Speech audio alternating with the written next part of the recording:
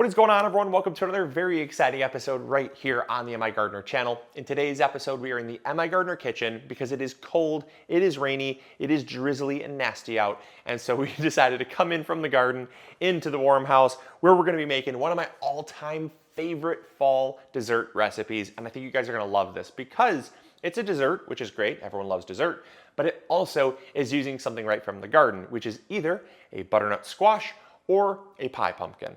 And we're gonna be making pumpkin spiced cinnamon rolls. So buckle up, it's gonna be a good recipe. I think you guys are gonna love this. Let's go.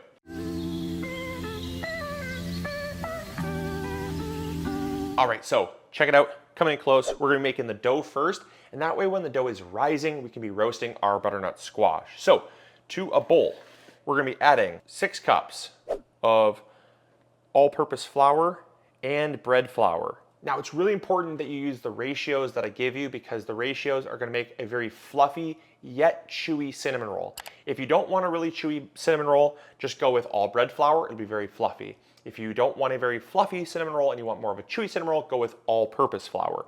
But the ratios that I'm going with for a great mix of chewy and fluffy is 4 cups of bread flour and 2 cups of all-purpose. I find that works best for me.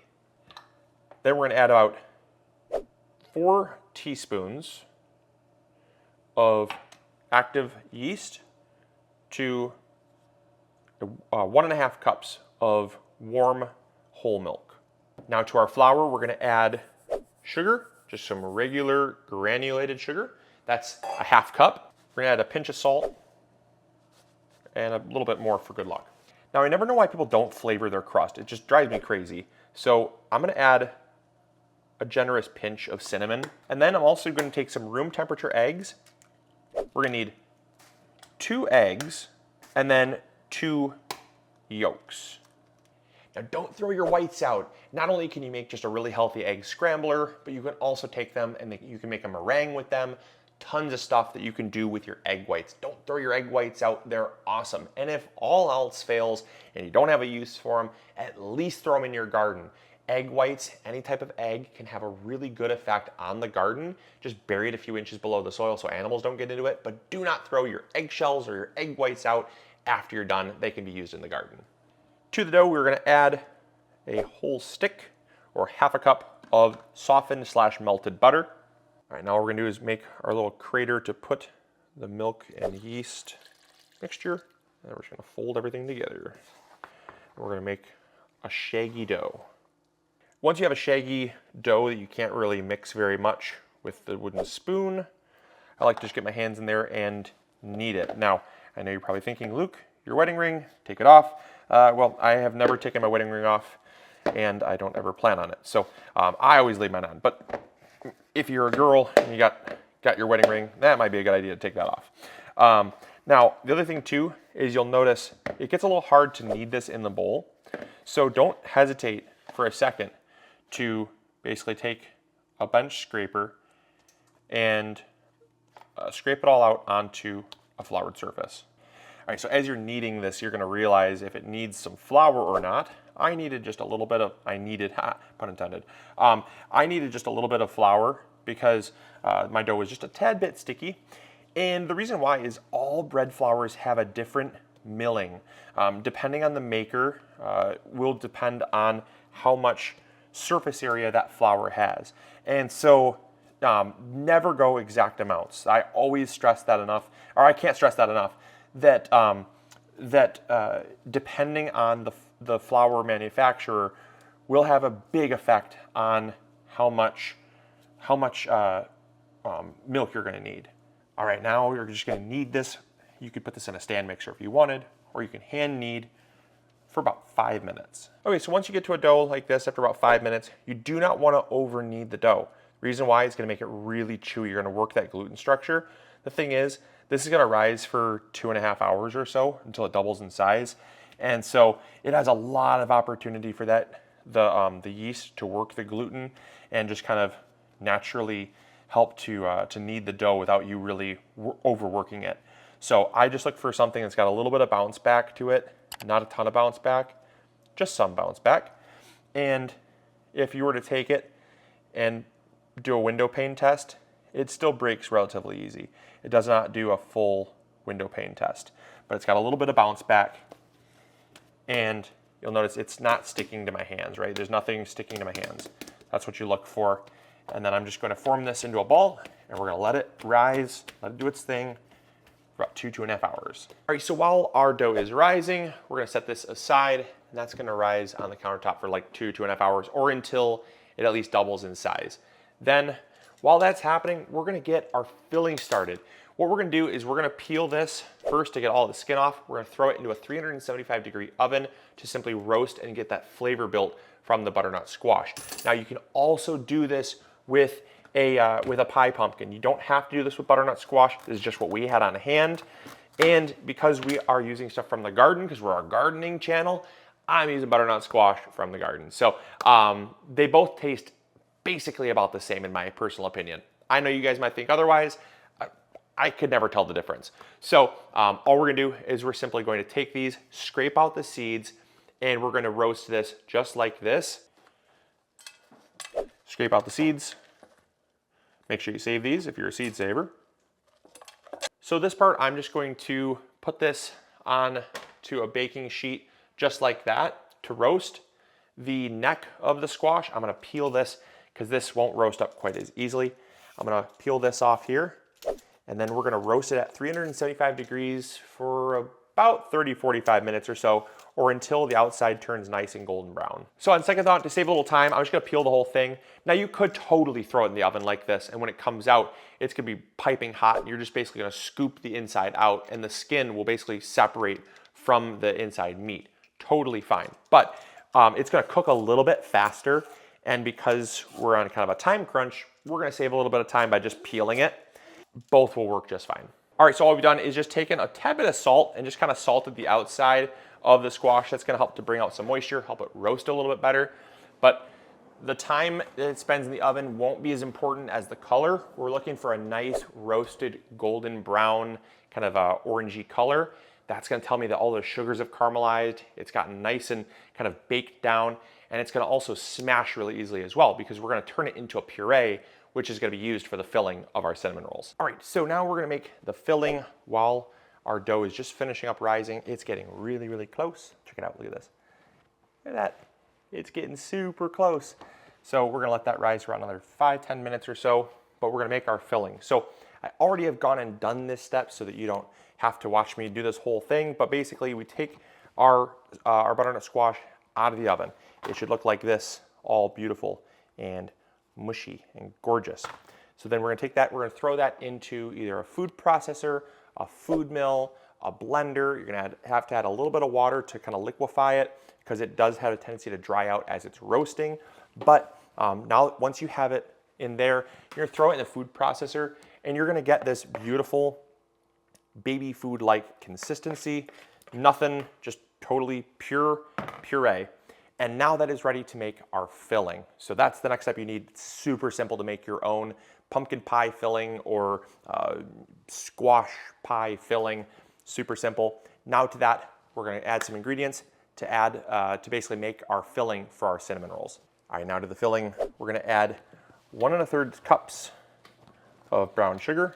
We're gonna add 1 stick of softened butter, and then we're gonna add about a tablespoon or so of cinnamon. Can't forget the salt. If you're using salted butter, omit this, but I'm not using salted butter, so I need to add a little salt.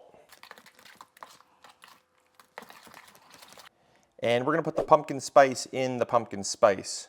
So we're gonna add just a pinch of allspice, a pinch of ground cloves, a pinch of ground cardamom, and a pinch of ground nutmeg. Okay, so now here's where we make the magic happen. Look at that, beautiful, incredible. One of my most favorite things to do when making bread. Look at that, beautiful, perfectly risen dough. Now we're gonna take just a little bit of flour. You don't add too much because you don't want to dry this stuff out. We're gonna flour our work surface.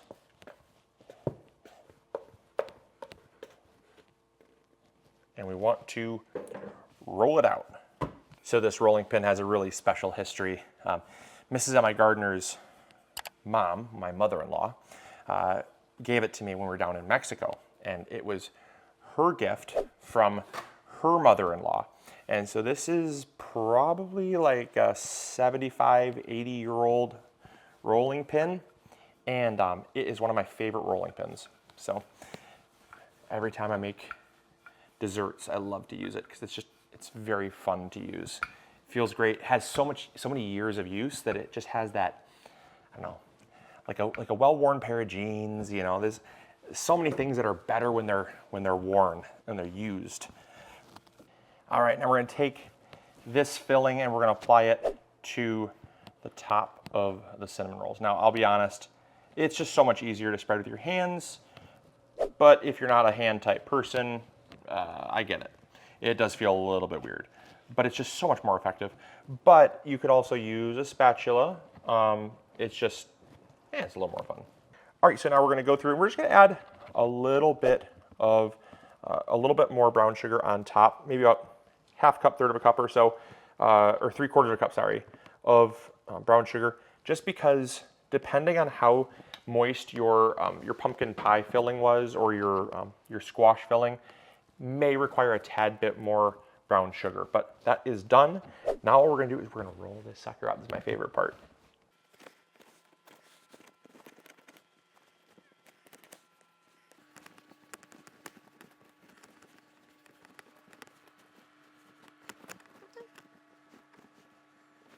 Okay, so now we're gonna do a really fun part. This is where we get crazy. So we're gonna roll this around, get this really covered in flour, because what we're gonna do is we're gonna stretch this out. This is gonna get about 30% longer. We might even have to cut this in half because it won't even fit on the countertop. But we want a really well floured surface so it doesn't stick. And I'm definitely gonna cut that. We're just gonna snake it back and forth. All right, so a little tip for you. Take some dental floss or some butcher's twine, and that's gonna make your life so easy. Take it and just, like cutting clay.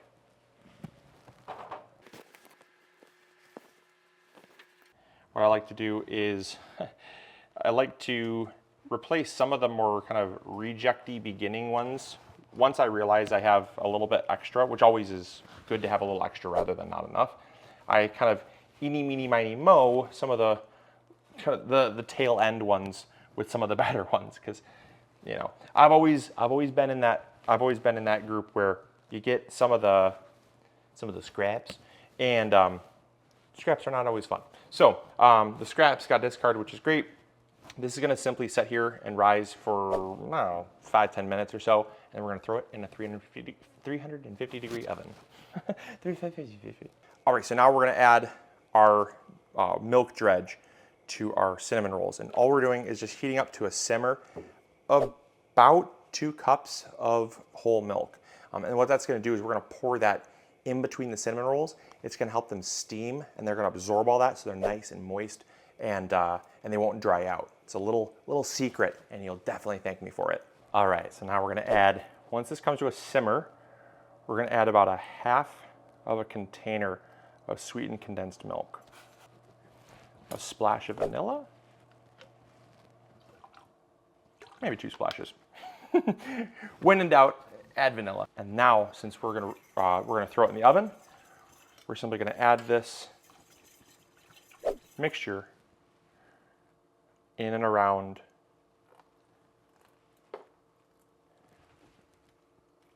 the cinnamon rolls. All right, so we're gonna throw these into a 350 degree oven for, I'd say about 25 to 30 minutes or so. You'll know when they're done because they'll smell amazing, but about 25, 30 minutes or so. So I'll see you then. All right, so now we're gonna make the icing. Come on, let's check this out. All right, to this bowl, we're gonna add a stick of cream cheese. We're gonna add the other 1/2 of the sweetened condensed milk. That's why we reserved 1/2. And to this, we're gonna add about 1 cup of powdered sugar, a dash of cinnamon, maybe 2 dashes, why not, right? A splash or 2 of vanilla extract.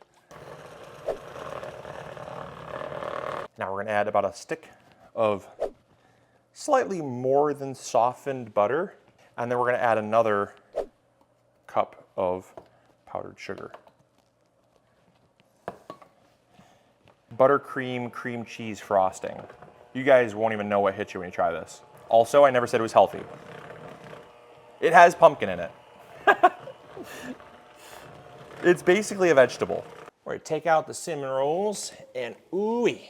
All right, check that out. Ooey. That is gonna be so good. Look at it melt in there. It gets all gooey. Like I said, I mean, this is not a healthy recipe, but it does have squash in it, and squash is a vegetable. So it is kinda healthy. And I say kinda, because it's good for the soul, not good for the body.